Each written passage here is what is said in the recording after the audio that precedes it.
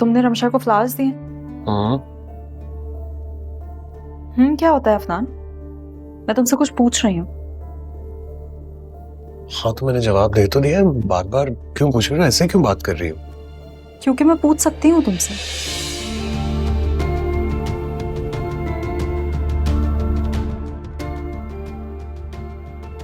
मुझे समझ में नहीं आ रहा तुम ऐसे बात क्यों कर रही हो।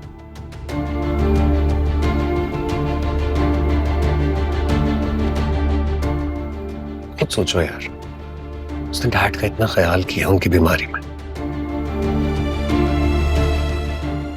एक मिनट के लिए भी उनके पास से नहीं हटी। उनकी दवाइयां, उनका खाना पीना, हर चीज का ख्याल करती रही। मुझे लगा मुझे उसका शुक्रिया अदा करना चाहिए, और कुछ समझ में नहीं आया तो फ्लावर्स दे दिए। ओह, तो इसलिए तुमने उसे फूल दे दिए? हाँ, शुक्रिया के तौर पे दिए, और कुछ नहीं है इसमें। मुझे तो तुमने कभी फूल नहीं दिया।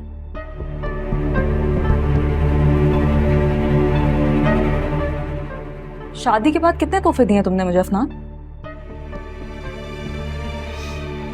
अच्छा चलो, तुम्हें भी फूल चाहिए, मैं तुम्हें ला दूंगा। आप खुश?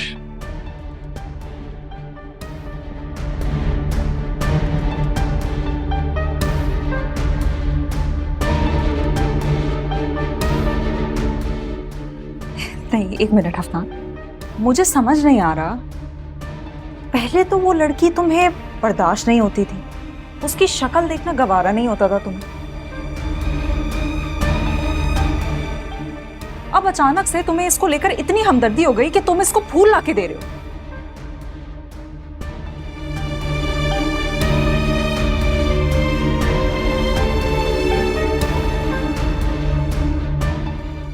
देखो अलीज़े, मुझे अब समझ में नहीं आ रहा कि तुम्हारा एक्चुअली प्रॉब्लम क्या है।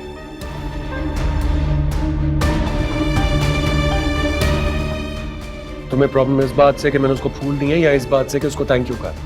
मुझे दोनों बातें बुरी लगी हैं अफनान। उस लड़की ने अगर मामू जान की खिदमत कर भी ली तो हमारे ऊपर कोई एहसान नहीं किया।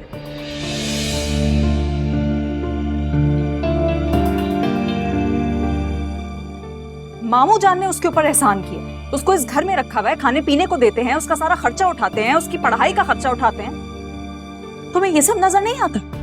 उसे हमारा शुक्रिया अदा करना चाहिए, तुम उसका किस लिए शुक्रिया अदा कर रहे हो?